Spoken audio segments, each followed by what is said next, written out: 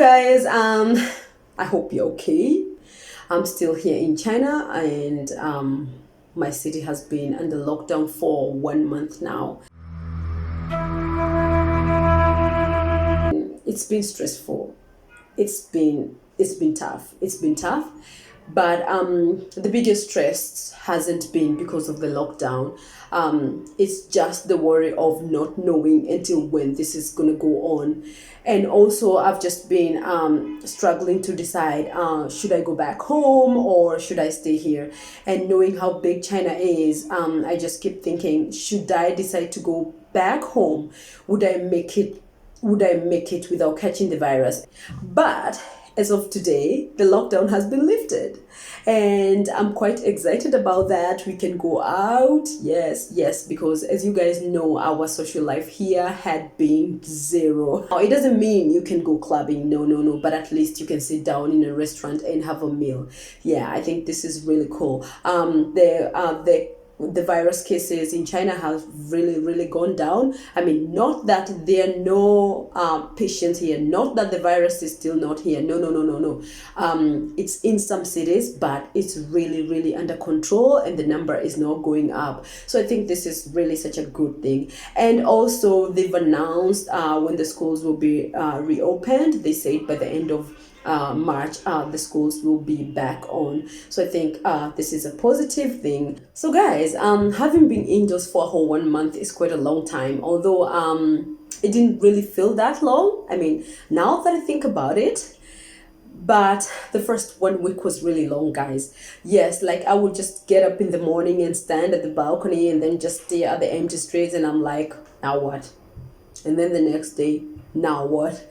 But I think I just kind of got used to it. And this whole time, all we've been doing is just discussing the virus, researching the virus. That's all we talk about. That's all we think about. So I think I've had enough time to really think about this thing, look at it. And I think I have good information about it by now that I think could be helpful to you guys. And especially I would like this video to reach to my fellow Kenyans.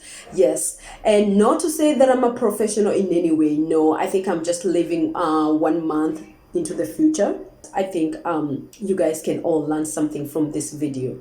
So guys, I know you know that this thing has been transmitted through coughing or sneezing or just coming into contact with a surface that has already been contaminated. That's right. But I feel like people are missing to mention that it could also be spread through talking. Yes, talking. Because most people think, I mean, this thing has been transmitted through droplets. So they just imagine huge chunks of saliva just landing on their mouths or on their noses or on their eyes because someone has just coughed at them. Yes, there is a likelihood, but not that big. But the talking.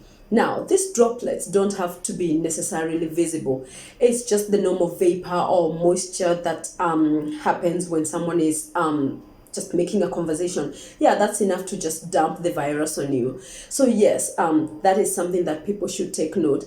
And also the sneezing and the coughing, it's good to know that whenever the sneezing happens, these droplets could actually jump as far as 1 meter or 2 meters, yes, until it finally lands on the ground. And the worst thing is it could actually stay on the air for more than 1 or 2 hours. Wear a mask, sick or not. And I don't even know where this thing came from that sick people should wear masks and the rest just sit and just hope that nothing escapes from the sick people's mask. Which in some ways just dumping the responsibility of taking care of you to the sick person who by now is already in so much trouble.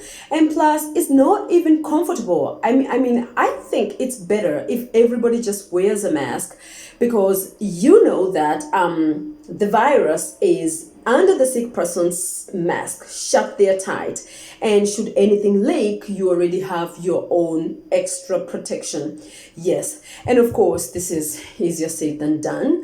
It's not quite easy for everybody just to grab a mask and just get used to the routine of wearing it. But China has managed. Yes, everybody in China wears masks up to today. and it's actually mandatory. Yes, you could get arrested if you do not, if you're found without a mask.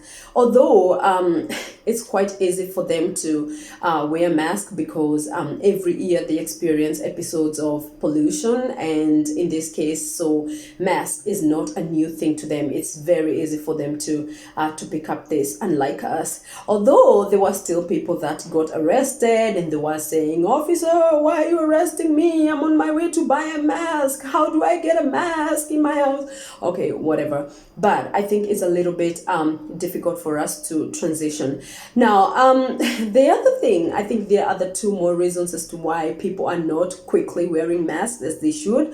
And one of them, especially my country, Kenya, is just watching each other and waiting. Like you just think, nobody's wearing a mask. So, I mean, why should I? I look ridiculous. And after all, this mask is not going with this outfit. I mean, yes, yeah, watching each other. And the other one is shortage. Yes, it's now masks. Like drugstores have ran out of masks.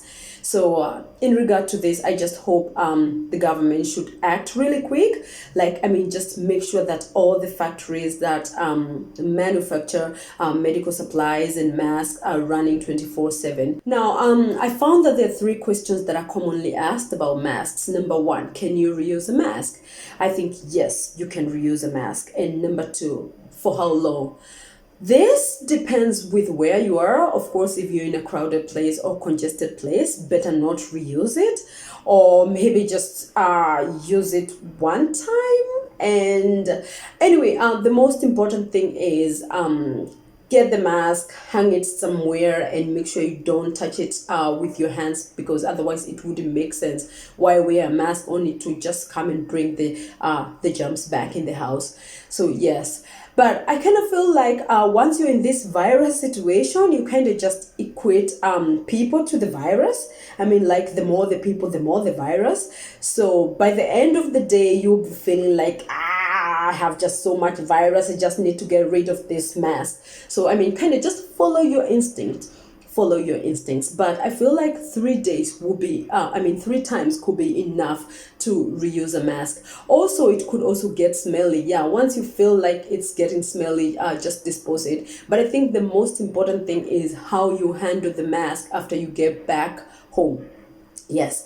And the other question that people ask, could I just blow dry it? Yes. Could I just blow dry it? And it makes sense because that's heat. You're just going to kill the germs. And yes, but I don't think that's appropriate because the blow drying might kind of just break down the elasticity of the mask, or just get it wouldn't be efficient enough because it's been destroyed. There is a chance that the droplets could still go through, because now at some places the mask has lightened up. So I think it's not advisable to blow dry it. And talking about heat, I've heard a couple of people saying, "Oh, my country is so hot. I don't think the virus can thrive there." No, that's not true. And the reason is this virus needs to be exposed to at least 56 degrees centigrade to be able to be destroyed. And once again, 56 degrees centigrade. And unless your country gets to that temperature, which I think that's a problem by its own, then you should be just the same with the rest of the world. Some people are saying, okay, I just need to make sure that I bask for at least 30 minutes. No, no, no. We just better take the other serious precautions. Okay, well, if you want to bask under the sun, is good. You're gonna get your vitamins. One thing I'm quite happy about is how fast people have been able to pick up the habit of frequent hand washing. Yes, this is really going to be helpful in reducing the risk of transmission from surfaces, especially. But I cannot emphasize enough how important it is to wear a mask first and then proceed to the hand washing, because of course it's easy to deal with one stubborn germ. Yes, wash your hand hoping to clean off that one stubborn germ that escaped from the mask, unlike having to deal with a whole kingdom of them. It's important to know that the virus is not coming from the hands. Like, I mean, it's obvious. I mean, it's coming from the mouth. So shut it, shut it, shut it. Yes, with the mask. I mean, let's say you just left your house in the morning and then you came in the evening only to find it flooded because you forgot to turn down the tap. The first thing wouldn't be to mop the floor. The first thing would be to close the tap, and then you can proceed to cleaning the mess. So, I mean, it would be pointless to just clean the floor. After all, the tap is still running. It's the same thing here. First, shut the source and then clean the hands. Okay, now, people have been panicking about sanitizers, and a lot of people have just stocked sanitizers in their house, like their whole supermarket. And it's okay, but I think you're overestimating sanitizers. Yes, I think just plain just water and soap is enough. And like for me, this whole time I've used this one bottle of this, and now at the half of it, and the only reason I'm using it is to clean my phone. Yes, it's important once you go outside, clean your phone, because that is the one thing that you keep holding and placing whatever. So the only thing I do, I just come back and then just sprinkle on a little tissue and then just clean my phone. And I mean, anything else that I don't need to necessarily soak in water, like maybe keys or anything I suspect is not right. So yeah, you don't need all that much sanitizers. Just simple water works. And again, a little bottle like this is convenient to carry around just in case you're there outside, but you don't need lots and lots of sanitizers. So calm down, you'll be fine. Stay home. And wait, before you go, I know I'm just one other person on your screen saying stay home without quite understanding the consequence of stay home, but trust me, I understand. I live in China, and I probably live with the most aggressive people in business. But if it got to the point where they all agreed that, yes, we should shut down all our businesses totally, then it means it's serious and it's necessary. And yes, I've heard some people from Kenya saying, oh, but we are not America. If we don't go to work, we are gonna starve. Yes, I do understand. Some people are really surviving on some very low incomes. There will be expenses to be met, there will be bills. But what we need to understand here is, we do not have a choice. This is not a choice. The virus is here. So the way I see it, we are all going down, either by the virus or by the starvation. I do suggest maybe we should just sacrifice this 1 month, pull all we got, and then maybe we are gonna beat it, because China has done this within a period of 3 months, and their case was quite serious. And for us, like especially Kenya, we haven't reached to that point. So if we can cooperate at this time, then probably within 1 month we will be clear and life will go back to normal. This 1 month, and just stay home. Now, one other thing that might have helped China recover is the process of registration. Like, they would have us fill out a form at every stop. Like, I mean, wherever you stopped. For example, a supermarket, you would find someone by the door, like by a desk, and with a sanitizer, and the person will take your temperature, and then you would have to fill out your name, maybe your phone number, and then the temperature at the moment. Yeah, and this was happening in taxis, in buses, I mean literally everywhere you stopped at.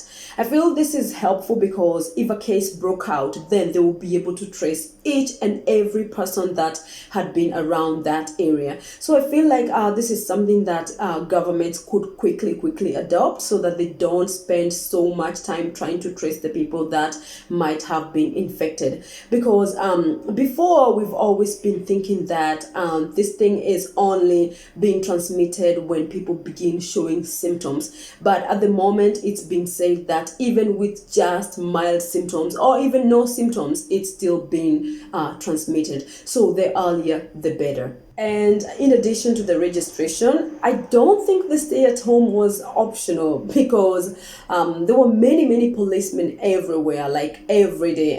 And where they wouldn't reach, they would send drones, and the drones would be saying things like, "Hey, Grandpa, I can see you. Go back home. I'm watching you."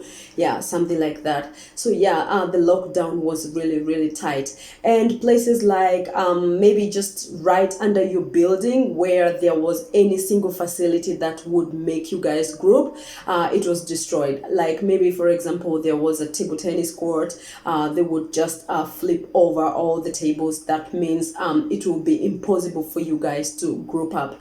And I think this is a little bit I think my concern, because I find that, like, for example, in Kenya, the schools are closed right now because of the virus, but kids are still regrouping, kids are still doing their games outside, which, I mean, it doesn't make sense.